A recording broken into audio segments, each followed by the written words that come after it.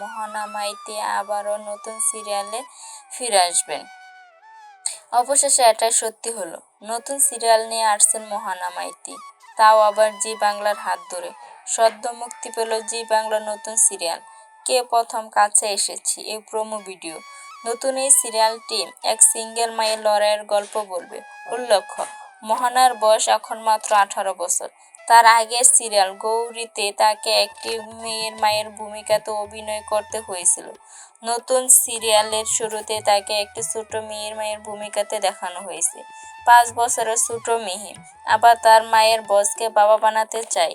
সিরিয়ালের প্রোমোতে দেখা যাচ্ছে স্বামীকে ছাড়া একা হাতে মেয়েকে বড় করে তুলছে মধুবনী। সে একটু অফিসে কাজ করে। সেই অফিসে সে তার মেয়েকে খুঁজছে।